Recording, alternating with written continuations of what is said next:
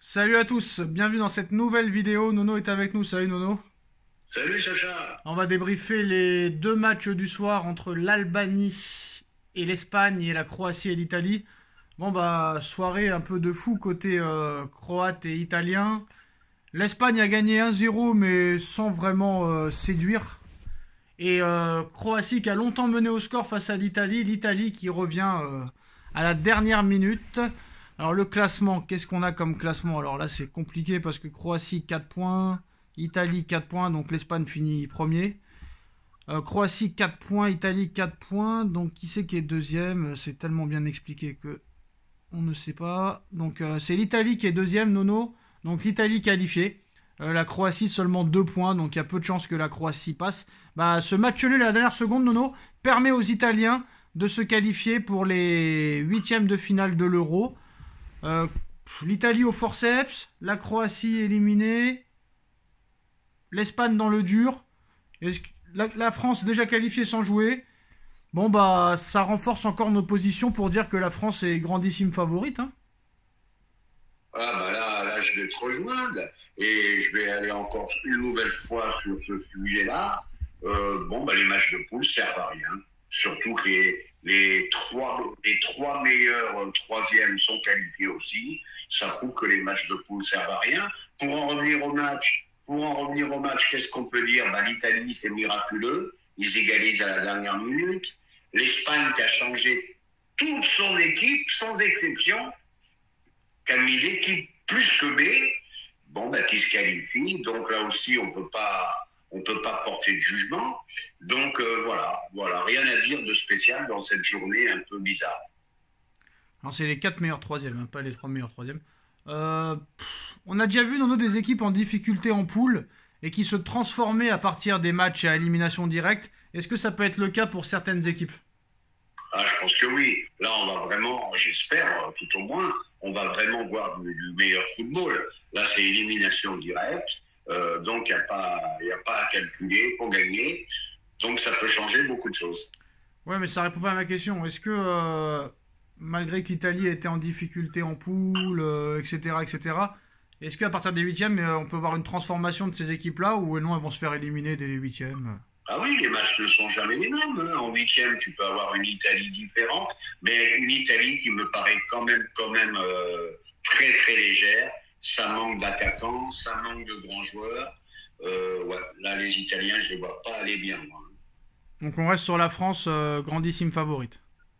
Ah ben la France, pour moi, la France est au-dessus. Je sais pas, c'est une équipe qui te donne une impression de puissance, de solidité. Je vois pas qui peut les battre. Là, franchement, je vois pas. À part une Espagne en feu, je vois pas qui peut les battre. Alors on va passer au mercato parisien, Nono. Première information, discussion très concrète entre Luzzarel, Gertruida et le PSG. Un transfert à Paris serait même plus que probable dans les prochains jours. Son prix autour des 25 millions d'euros. Bon, on a quand même besoin de titulaires, Nono. Ça recrute des remplaçants. Je sais pas si c'est vraiment la meilleure solution. Ah ben voilà, hein, on va recommencer. Ben, je sais pas. Je sais pas ce qui se passe. Est-ce que Campos va partir, pas partir? Pour l'instant, comme j'ai dit hier, les noms que j'entends, ben, vraiment, je saute pas au plafond.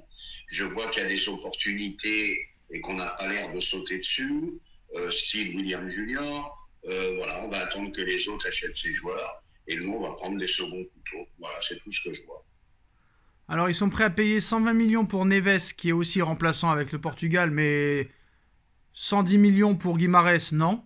Ça c'est aussi incroyable, Nono. C'est quand même une faute professionnelle pour moi, bref. Ah bah oui, bah bien sûr, bien sûr. Au PSG, c'est hors de prix, c'est hors de prix. Des 110, des 100, des... Bon, Guimarães encore ça va, mais c'est trop cher aussi malgré tout. Neves, même pas titulaire en équipe du Portugal, on commence les discussions à 100 millions. Ça va, faut arrêter. 150, 160 pour Crava, je ne sais plus comment on le prononce. Osimhen hors de prix. Voilà, bah, allez sur le petit William Junior, et que c'est le meilleur de tous. Et là, au moins, vous avez une clause libératoire qui est raisonnable. Alors c'est marrant parce qu'au début, Laurentis il voulait 200 millions, après il en voulait 150, Et là maintenant, il serait prêt à le laisser partir à 120, Nono. Est-ce que Paris ira jusqu'à 120? Et deuxième chose, est-ce que c'est une erreur de le recruter 120? Non, mais 120, ça les vaut pas. Je l'aime bien, mais ça les vaut pas. Je suis désolé. Voilà. Donc, Ou alors, c'est le prix du marché et moi, j'y comprends plus rien. alors, d'après RMC, Joao Neves et Kvaratskhelia sont vraiment pour l'instant les deux priorités du duo Campos-Henrique. Et si on écoute Naples et Benfica, bah, les deux joueurs, ça coûte à peu près en tout 240 millions. Voilà, 240 encore, que de joueurs. Où sont les milieux défensifs? Où sont les défenseurs que tu as besoin? Toujours pas là. Ah bah lui, c'est un milieu, Neves. Hein. Oui, mais c'est pas un milieu défensif. Hein. Ah, c'est un milieu quoi alors? C'est un milieu, on va dire que c'est un numéro 8 pour moi. Bon, ça reste Un peu style Verratti. Ouais, Petit gabarit, bon manière de ballon. Mais les milieux défensifs, physique, les milieux défensifs, ça se fait rare maintenant, hein, honnêtement. Ouais, malheureusement. Alors Campos va rester au PSG, le Portugais est pleinement engagé et concentré sur le mercato du club parisien, donc encore une fake news hier. Au niveau défense, il n'y a pas grand-chose. Il y a Moscardo aussi qui est arrivé, on a oublié, donc là tu as Safonov et Moscardo au milieu de terrain. Bah ils doivent se dire, allez, on va recruter Joao Neves. Et surtout, Nono, l'information du jour. On n'en a pas parlé, Nono. Le Bayern de Munich donne un bon de sortie à Kingsley Coman et en demande entre 40 et 50 millions d'euros. Et lui voudrait revenir au Paris Saint-Germain et le PSG aurait déjà entamé des discussions avec le Bayern de Munich. Bah moi, je vais pas te mentir, Nono, retour de Kingsley Coman, bah moi, je suis contre. Totalement contre. Ouais, on est d'accord. Quand un vase il est cassé, tu peux pas le recoller. Kingsley Coman, on peut pas dire que c'est pas un bon joueur, mais blessé très très souvent. Puis le retour à son ancien club, c'est des choses qui n'ont jamais marché. Donc moi je serais contre d'un retour de Kingsley Coman. Par contre, j'avais oublié une petite mention spéciale à Ugarte, qui a fait un très très gros match avec l'Uruguay. J'espère qu'Enrique l'a vu.